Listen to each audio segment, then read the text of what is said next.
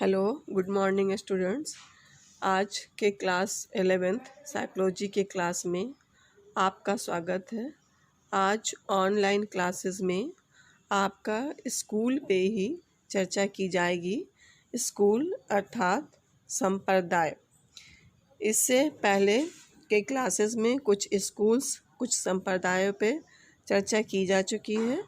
आज हम लोग देखते हैं गेस्टाल्ट संप्रदाय या gestalt school. What is the meaning of gestalt? चलिए अब हम स्टार्ट करते हैं। गेस्टाल्ट संप्रदाय क्या है? Myself is doctor Rana Mujib, department of psychology, Marwari college, Ranchi. आज के क्लास में चले हम। गेस्टाल्ट एक जर्मनी शब्द है जिसका अर्थ होल या संपूर्ण होता है। इस संप्रदाय की स्थापना जर्मनी में मैक्स वर्दाइमर के द्वारा 1912 में की गई, जिसे कोहलर और कुफ्का ने आगे बढ़ाया। इस स्कूल की स्थापना में कोहलर और कुफ्का का महत्वपूर्ण योगदान रहा है। वर्दाइमर आदि मनोवैज्ञानिकों का मानना है कि किसी भी वस्तु या विषय का प्रत्यक्षीकरण परसेप्शन संपूर्ण रूप में होता है। अर्थात किसी भी विषय को जब हम देखते हैं तो उसे एक नाम के रूप में देखते हैं, एक सब्जेक्ट के रूप में देखते हैं।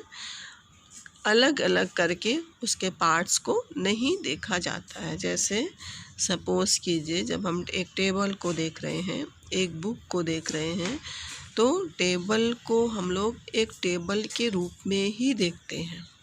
हम लोग ऐसा नहीं है कि हम लोग देख रहे हैं कि टेबल का पाया अलग है, उसमें नेल्स कितने लगे हुए हैं, उसमें पटरा कैसा है, या बुक में कितने पेजेस हैं। इस तरह ना देख के हम लोग किस रूप में उसका प्रत्यक्षीकरण या परसेप्शन करते हैं कि यह एक टेबल है या यह एक किस विषय की किताब या बुक है।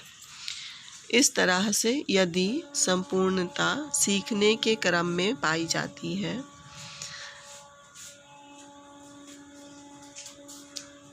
और यही संपूर्णता सीखने में महत्वपूर्ण योगदान देती है।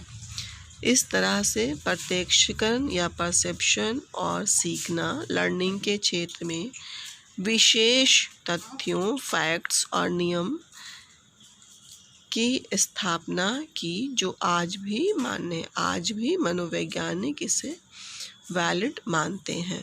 अब हम लोग स्टार्ट करते हैं मनोविज्ञान की परिभाषाएं, डेफिनेशन ऑफ साइकोलॉजी। क्योंकि मनोविज्ञान एक आधुनिक विषय है।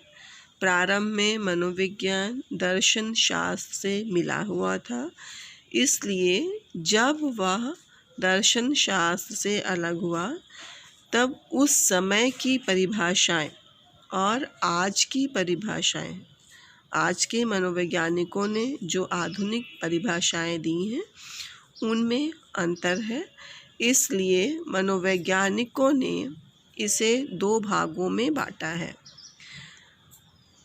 प्राचीन दार्शनिकों तथा चिंतकों से लेकर आधुनिक मनोवैज्ञानिकों ने मनोविज्ञान को विभिन्न रूपों में परिभाषित किया है, उसके नेचर को बताने की कोशिश की है, और इन सभी दृष्टिकोण को देखते हुए मनोविज्ञान में दो तरह की परिभाषाएं दी गई हैं। एक परिभाषा मनोविज्ञान की वह परिभाषा है जिसे ओल्ड डेफिनेशन या प्राचीन परिभाषा का नाम दिया गया है, और दूसरी परिभाषा वह परिभाषा है जिसे आधुनिक परिभाषा कहा गया है। मनोविज्ञान की आधुनिक परिभाषा। पहले की परिभाषाओं में ज़्यादातर परिभाषाएं दार्शनिक, अवैज्ञानिक और त्रुटिपूर्ण हैं, जिसको सुधारने के लिए, जिसको सही करने के लिए मनोविज्ञान की आधुनिक परिभाषा विकसित हुई। और उन्होंने कहा कि मनोविज्ञान क्या है। इसे समझने के लिए इन परिभाषाओं पर हम लोग चर्चा करेंगे। उसके बाद हम लोग यह देखेंगे कि आज के युग में मनोविज्ञान को किस दृष्टिकोण से देखा जा रहा है और मनोविज्ञान कितना महत्वपूर्ण है। प्राचीन परिभाषाओं के अनुसार सबसे पहले मनोविज्ञान को मन या आत्मा का विज्ञान कहा गया। Psychology is the science of soul और माइंड। यहाँ क्या है कि इस परिभाषा के अनुसार मनोविज्ञान का शाब्दिक अर्थ मन का विज्ञान कहा गया है। मनोविज्ञान मन का अध्ययन करता है। मनोविज्ञान को अंग्रेजी में साइकोलॉजी कहते हैं। यदि साइकोलॉजी के अर्थ पर विचार किया जाए तब यह पता चलता है कि साइकोलॉजी ग्रीक भाषा के साइकी तथा लोगोस के मेल से बना है। साइकी का अर्थ आत्मा या सोल होता है और लोगोस का अर्थ विचार करना, डिस्कस करना